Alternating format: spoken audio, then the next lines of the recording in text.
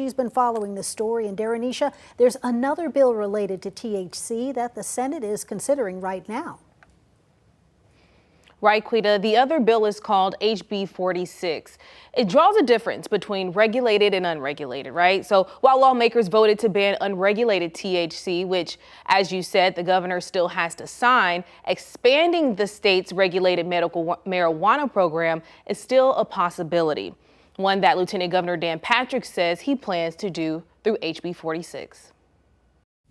It's absolutely necessary. Since the 2023 88th legislative session, Texas Compassionate Use Program advocates have been trying to get lawmakers to expand medical marijuana to include patients who have chronic pain.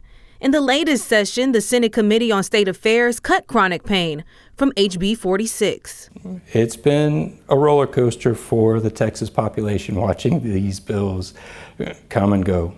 On Sunday, Lieutenant Governor Dan Patrick posted on social media a deal is in the works to add chronic pain as a qualifying condition for medical marijuana, writing he's keeping veterans in mind. Family and palliative care physician Matthew Brimberry says this could help the 3 to 12 million Texans dealing with this type of pain, and it could be a step before prescribing opioids.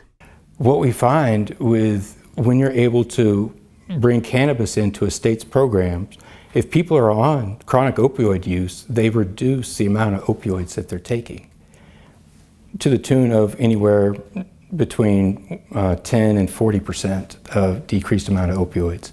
The Texas Medical Board defines chronic pain as pain that is not relieved by acute, post-surgical, post-procedure, or persistent non-chronic pain treatment. Right. So chronic pain is a very wide and broad diagnosis. It encapsulates things like neuropathy, migraines.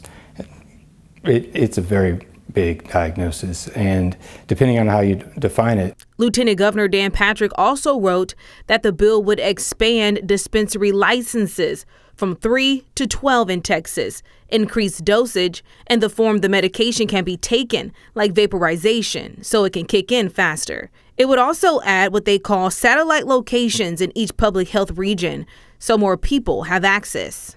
It's something that the program has needed for more than 4 years.